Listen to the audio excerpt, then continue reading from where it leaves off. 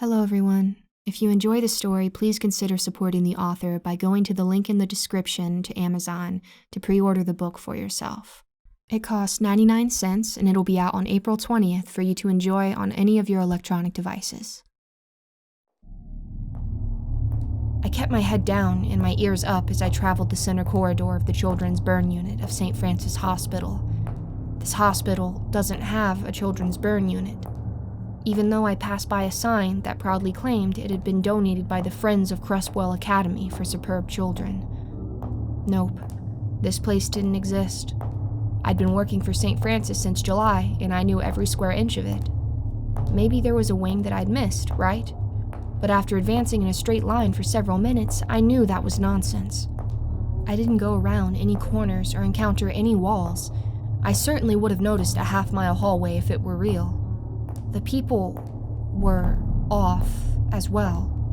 There was a heavy-set nurse with frizzy hair who stared with distrust as I passed. I encountered her 3 different times along the same corridor, despite the fact that she could not possibly have moved ahead of me. Another nurse, frail and nervous-looking, tried to hand me a bag of blood. When I refused, she threw it angrily on the ground, where it splattered. I kept walking without looking back. My list of rules had been very clear about the fact that I was to continue in a straight line for 47 minutes if I found myself in this impossible place. I glanced down at my watch. It was 3:09 a.m., 6 minutes since I'd arrived in this impossible corner of hell. The employees became more insistent as I walked on. Doctor! A resident yelled at me as he jumped out of a room. The patient is coding. We need you stat. I carefully avoided eye contact as I moved past him. Doctor! He screamed. You're killing her! I wiped away a tear as I continued forward, ignoring the unholy scream that came from the room. I'd heard enough patients to know what a death wail sounds like, but I had no choice. A minute later, I came across a pool of standing blood. It reached across to both walls of the hallway and stretched 20 feet in front of me. As I watched, I could see it growing. A surly-looking man in a janitor's uniform stood by, arms crossed, staring at me. I didn't think he was actually a janitor. Without slowing down, I plodded through the blood. Damn, these were my favorite pair of Crocs. I entered a clear path of hallway and checked my watch. It was 3:22. I'd been walking for 19 minutes, which was 13 longer than I'd last checked. The newfound quiet was more unnerving than the blood had been. Then, slowly, I could feel tension growing in the air. Imagine a strange man standing 2 inches behind you who you can smell but not see as his breath warms the back of your neck. That kind of tension was coming from the room ahead. Slowly, the door came into view. I could see the numbers 191 before I closed my eyes. I kept them shut tight as I went by. Vertigo nearly sent me tumbling as I passed the door. I didn't care about the possibility of walking into a wall. I kept my eyes closed for a long time after that. Miraculously, I didn't hit anything. When I finally opened them again, it was 3:27, 24 minutes to go. That's when a hand tugged at my back. "Can you please help me?" squeaked a terrified voice from behind. I stopped walking. I considered my options. Then I continued forward. "Wait!" they cried. "Please, I'm really hurt and I need your help." They grabbed my shirt again and started crying. I wiped both eyes and moved onward. The greatest challenges make us grow, but that feat is achieved through forcing some small part of us to die. Children only have the energy and drive to play outside because the world hasn't yet extracted its inevitable due. I knew that I had to obey the rules, but doing so killed a little piece of my soul. I'd become a doctor because I had believed that I could give all of me to a cause and kept getting out of bed each day without a diminished sense of purpose. But as I listened to the child walk behind me, crying loudly and begging for help, I accepted the fact that part of me was never coming out of that godforsaken burn unit. I passed the heavy-set nurse again. Her eyes bulged as she saw the boy. "Doctor!" she yelled. "You need to help that child!" I walked past without acknowledging her. "Doctor!" she screamed. "What is wrong with you?" I ignored her in the same way that I dismissed all the nurses, doctors, and patients who gawked at the boy in my wake. No matter what they shouted, I pretended not to hear them as I moved onward. What happened to him? Him? What happened to her? Why would anyone ignore a child in that state? Should we help him? No, the boy is her responsibility. The tears wouldn't stop, no matter how many times I wiped my face. I passed a doctor and another janitor. I recognized them as people who had extracted Myron from the OR. They stared, arms folded, judging me as I went by. Figures, the doctor explained to the silent janitor. She wasn't there for her brother either. I broke. I let my body double over and cried openly. Deep, ugly sobs heaved from my diaphragm, convulsing my frame as my mind teetered on the edge. But I didn't stop walking. Doctors can compartmentalize when facing issues of life and death, and my life depended on constant movement. The boy clutched my shirt as I wailed, and we walked. For no less than 3 miles, I endured the most bizarre trial of my life. A sudden change in the acoustics prompted me to look at my watch. 3:51 a.m. 47 minutes had passed. I allowed one final shuddering sob, and then I stopped to look around. I was in familiar territory. The first friendly face was Lydia, a nurse that I knew was from this world. I wanted to wrap her in a bear hug and scream in delight. She stared at me, her face contorted in horror. What the fuck is that thing behind you? My body temperature surely dropped 5 degrees as I felt a familiar tugging on my shirt. I froze. Panicked footsteps came rushing my way. I stared in their direction instead of looking behind me. Dr. Scrit was in a full sprint. "Dr. Ophalis!" she yelled. She was the consummate bitch, but in that moment, I wanted to see her more than anyone else on this earth. "It's been 47 minutes!" I heaved in a shaking breath. "Should I look at it?" Dr. Scrit stopped a few steps away from me. Gravely, she nodded. I swallowed, then slowly turned around.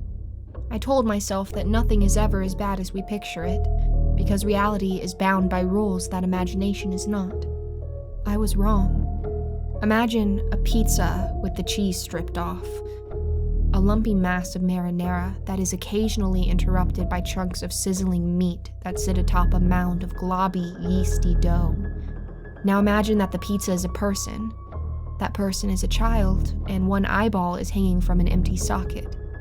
And that child has no hair because all the skin is gone from his scalp. And that he has a gaping hole where a nose used to be. "Help me," he whispered. "Help." His jaw fell to the floor, scattering teeth in every direction. The boy's tongue dangled from his open throat, flopping aimlessly like a dying fish. Then he squeezed my arm in a vice-like grip, screamed, and fell to the ground. I looked down at the motionless glob of flesh that had once been a child. "Dr. Scrit," I breathed. "Is he—" "Don't be an idiot, Dr. Ophalis. He was dead long before you brought him here."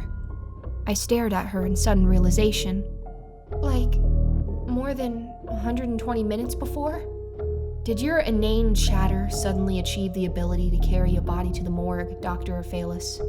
she asked as she bent over the corpse.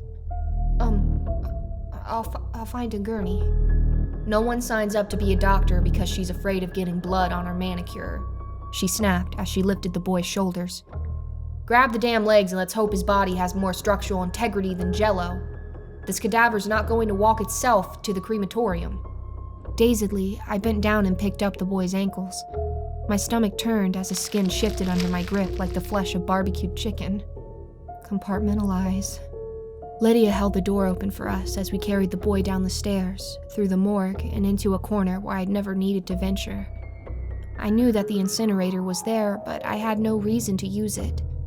"It's too small to fit his body inside," I explained as I gasped for air. Dr. Scrit was clearly in amazing shape. She'd nearly sprinted across the morgue, and I'd struggled to keep pace while hauling the body. "Why can't we—" she grunted as she snatched the corpse from me and shoved his feet inside the incinerator. "If you're going to bore me to death with ridiculous conversation, Dr. Ophalis, then hurry up and make sure I'm dead before 120 minutes is up. Either that, or fucking help me!" It's amazing what we're capable of doing when an imposing figure informs us that we have no choice. Side by side, we forced the boy's body into the narrow opening of the incinerator. When he got stuck, we just pushed harder, both of us groaning with effort as his charred, melting flesh slowed off like the skin of a rotting peach. Lumps of meat dropped to the floor as we peeled layers off the boy. But he was going in. We were pushing his shoulders through when his eye opened. No textbook could have prepared me for the moment that I stood shoulder to shoulder with the chief of medicine, forcing the decaying body of a charred kid into the incinerator as his one functioning eye glared back at us in hateful judgment. He was wedged in the narrow door at the shoulders, with only his head sticking out into the room with us. His jaw had long since fallen off, and the rotting tongue danced above his inverted face like a charmed snake. "Dr. Scrit," I whispered in a quavering voice. "What are we supposed to do? We're bound by primum non nocere, so don't we have to—" "You're bound by helping the living, Dr. Phalis, which includes me and possibly yourself if you help me out right fucking now." She grunted this while moving her hands to the top of the boy's head. As she pushed, the entirety of his scalp slid off like a flaky scab ripped from a wounded leg. A fresh, clean white skull shined from underneath as the boy's torn skin dropped to the floor like so much ground beef. "They're easier to grab without the skin. Push down on its head." Then she batted his tongue away like an annoying fly and pressed deeply into his shoulders. Her fingers disappeared into his flesh like a boot into thick mud. Dazed, I pushed against the boy's exposed bone. I was shocked to realize how cold it was, and how it twitched as he fruitlessly tried to bite me with a jaw that didn't exist. "I hate to give away the ending of this story, but you're gonna be real surprised with what this thing can do in about 10 seconds if you continue fondling it with the restrained intensity reserved for jerking off in octogenarian. Push!" she yelled as she leaned in. The body slid into the incinerator with the gentle resistance of a bowel movement. Once in, the boy screamed. Dr. Scrit shoved me violently aside, slammed the padlock into place, and spun the dial. I looked back at her in shock. She was a bitch, for certain, but she'd never touched me before. Still, I was a first-year intern.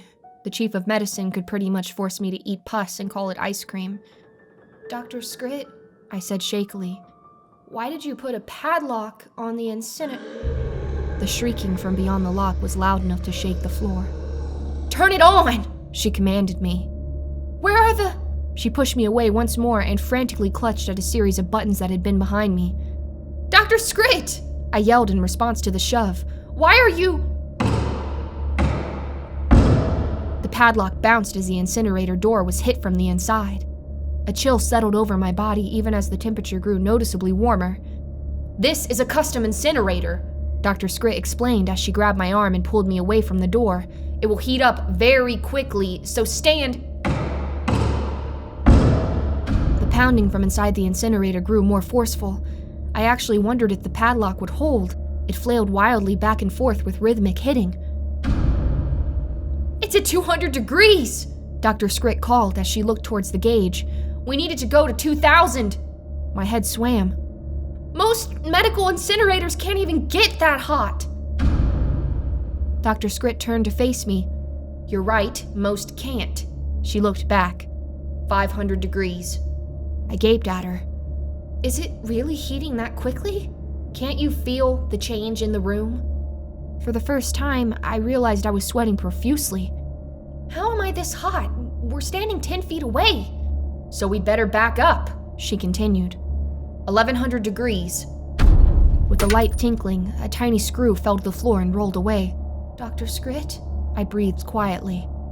"I know, you're sorry that it took you so long to get the boy here." She paused. "We're all sorry." "Dr. Scrit, the door to the incinerator, 1500 degrees. A wave of heat squeezed fresh sweat from every pore. I don't know if it'll hold." 1700 degrees. "The padlock is bending. The metal will melt." "That's why we keep hundreds of padlocks in reserve." We both stopped breathing. A hand-shaped indentation had slammed into the metal, warping it from the inside and leaving a seemingly impossible mark. We waited. 1913 degrees. We waited longer. Nothing happened. Sweat stung my eyes so badly that I couldn't see. When I wiped it away, I found that my arm was even saltier, rendering the pain worse. I think, Dr. Scrit uttered in a voice just above inaudible, that I stopped it. I stared through the shimmering heat waves radiating from the incinerator. Lumps of shorn flesh lay on the ground nearby.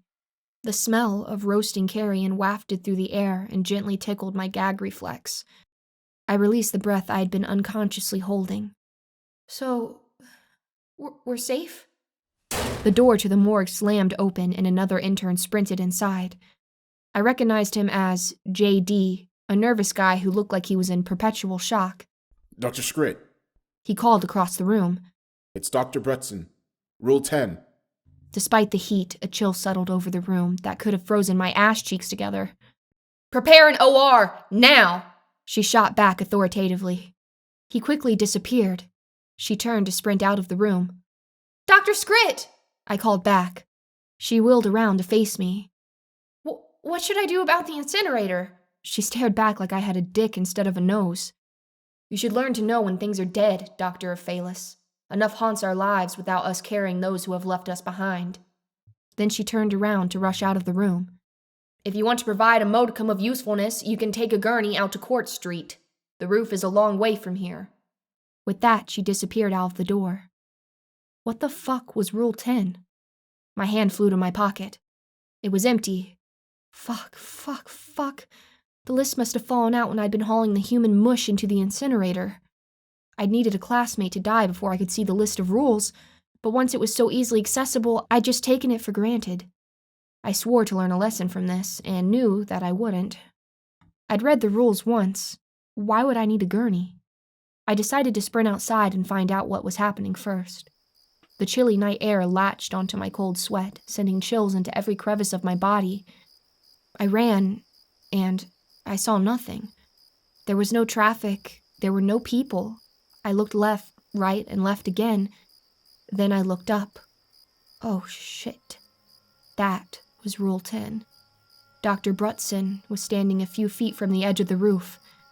In the nearly full moon, I could see his body jittering like it was held by marionette strings. The entire scene was wrong. How and why could his limbs be moving like that? He was moaning softly. No, that wasn't it. He was crying.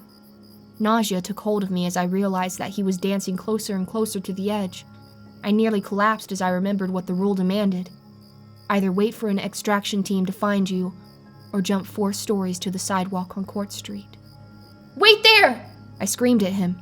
Dr. Scrit is coming to get you! No, please! Brutson said, although I don't know whether he was talking to me. Don't make it angry. Make them go away. Hold on! I hollered back. You're almost safe! He wailed. I'm sorry. I tried to lock them out. Please don't do this. His body bounced and flailed like an electrified fish.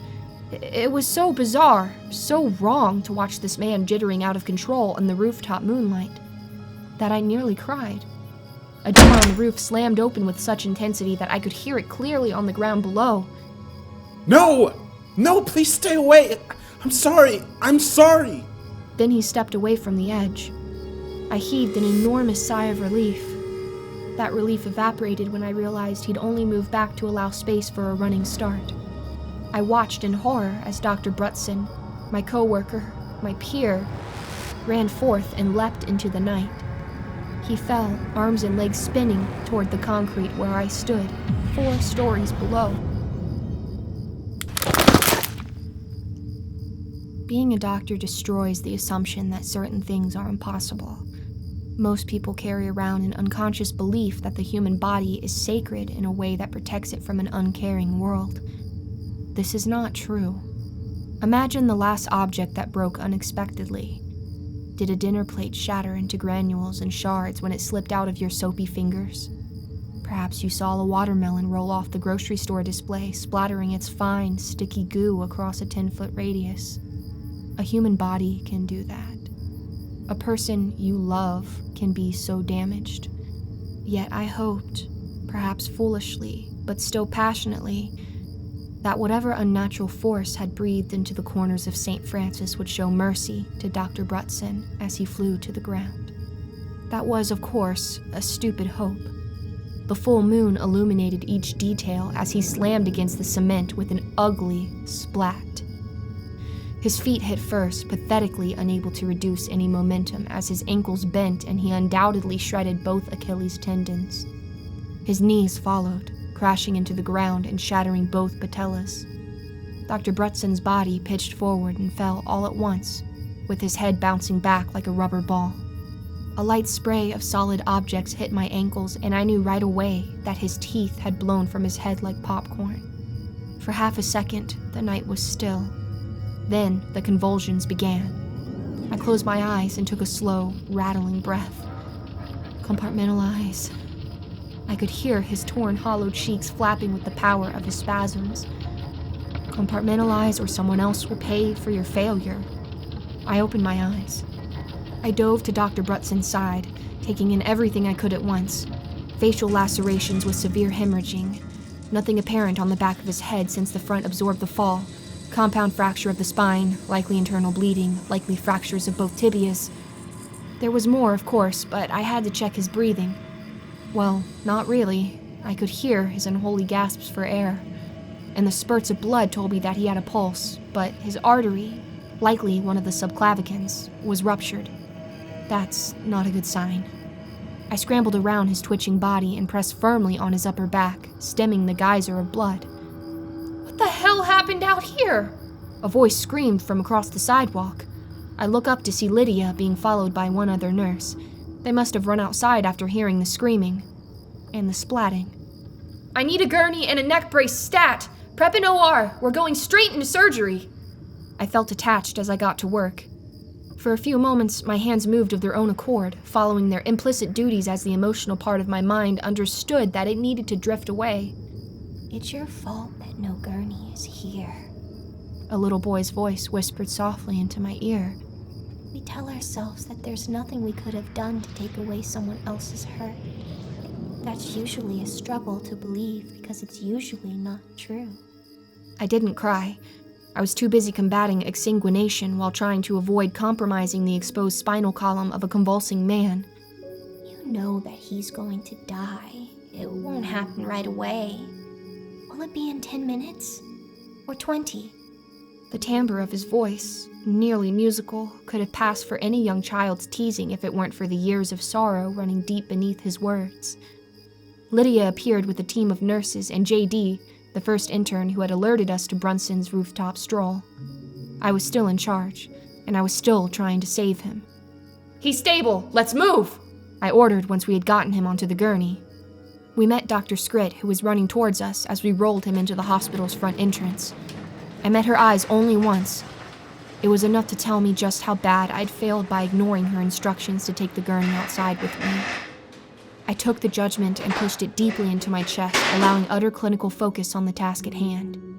I knew, in a distant sort of way, that this failure would cut my mind in its deepest places once I had decompressed enough to examine my hurt. I would recover from it, but it would never be entirely whole again. Each mind is a tapestry of tattooed mental scars that are at once both public and invisible. The richest portraits tend to speak volumes in the silence between words. And most of us are paralyzingly afraid of hearing ourselves if we listen too closely. "Monitorize the patient. Attach an ECG and the defibrillator." His convulsions had stopped. So had the blood spurts. "What's his BP?" Lydia looked closely. 140 over 100, she responded grimly. "Where else is he bleeding from?" "His internal lacerations are worse than we thought. I can see the spinal cord." "Patient isn't breathing. Get him intubated." "His trachea is too damaged." "BP is 170 over 130. 1713. He's still losing blood somewhere." "We can't stop the internal bleeding." "Patient's still not breathing." "BP is 1913, doctor," Lydia explained softly. At those words, the heart monitor shot off an angry beeping noise. That's when his body convulsed once more, as though every organ was sneezing simultaneously. Sudden capillary ruptures burst sprays of blood through his eyes, nose, ears, and broken mouth like a blood zit had exploded from within. "We need to—" "Doctor!" A voice cut through the din. I looked up to see Dr. Scrit looking expectantly at me. then at the clock on the wall. No, I didn't want to call time of death. As long as the work continued, I was able to avoid confronting emotions that I could domesticate but not tame. Dr. Scrit raised her eyebrows at me. I let out a soft breath of air. Time of death, 4:32 a.m. I'd like to see you privately, Dr. Phalis. Okay, I have to finish here, and now.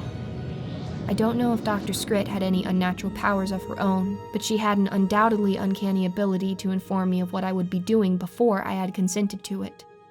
Which is how I found myself trailing behind her on the journey to the office of the Chief of Medicine. I sat down across from her, promised myself that I wouldn't cry, then dried my eyes. She regarded me silently for a moment prior to speaking. Before you shed too many tears for yourself, Dr. Phalis, remember that the impeding grief for Dr. Brutson's family will be far greater. The crying stopped. She let the silence linger for a moment longer. You didn't follow my instructions when I said you needed to produce a gurney. I swallowed. I'm sorry. So? She snapped. What possible response do you want for that sentiment? To hear that it's all okay? I didn't respond. Well, I'm not going to give you that. It isn't okay. I couldn't endure the suspense any longer. Am I fired? I should probably go before Dr. Brutson's family arrives. I could barely hear my own voice. She peered down at me over her thin spectacles. Most people find comfort in extremes, Dr. Phalis. They want to be seen as good, of course, but the second best option is never partially good, partially bad. Those who are told they're not any good want the comfort of hearing that they were wrong from the start, because that absolves any responsibility of facing our decisions. We seek comfort in impossible corners. She sighed, pursed her lips, then steadied her shaking hand by balling it into a fist. I won't fire you for failing to be perfect, she finally answered. My entire body relaxed the tension that I had been unconsciously holding. I wiped my eye once more. Dr. Brutson endured severe and immediate trauma. I'm not inclined to think that I could have saved him, even if I'd followed your instructions. Would you agree? She leaned forward in her chair. There's a good chance that you're right, and you would get immense comfort if I told you that I agreed. But objective fact exists regardless of my opinion. You will never ever know for sure. The only way to find relief would have been to follow my instructions from the start. Some things can't be fixed. Remember that last part if you want to endure in the field of medicine. I felt like I'd been hit with a cannonball. Then she got up, walked around the table, and stood over me. I felt like I was 2 feet tall. Now, Dr. Phalis, I have to ask you, have you been struggling with the rules? Shit. Double shit. What was I supposed to say? That I'd been the weak one who never got her own set? That I'd pilfered them from a dead colleague? No, she knew that already. Informing her that I'd lost my stolen copy would certainly be strike 3. I really didn't need that strike 3 in that moment. She reached into her pocket and pulled out a piece of paper. It was slightly stained, as though it had been plucked from a pool of blood. You didn't seem to notice that you dropped these while helping me get the dead body into the incinerator. I like that kind of focus. A warmth spread across my chest as she handed the list back to me. Don't fuck up again, Dr. Phalis. The warmth died. Keep a close eye on Rule 7. You'll need it soon. I looked down at the rules. God damn it. And for the love of God, memorize these. That is, by far, the easiest solution. I nodded obediently. These lists have a way of being problematic, she continued. Would you believe that people actually hate reading them? I stared at her in confusion. People hate the list of rules? Dr. Scrit raised her eyebrows. Yes, they say there are too many of them. Never to my face, of course, but always behind my back. What, if they really don't like the list of rules, they can just choose not to read them? She snorted. That would make the most sense, but some readers want me to save them from themselves. I shook my head in confusion. I'll never understand that. That's when the door burst open. JD gasped like he'd been running. Dr. Dorian, what the hell are you unable to fix on your own? Dr. Scrit snapped. He was sheet white. It's Dr. Britson. My stomach turned to granite. He's dead, Dr. Scrit replied flatly. Yes, very much so. We discovered that his spinal cord had been severed at the neck, but that hasn't stopped his body from getting out of bed, and he's really, really angry.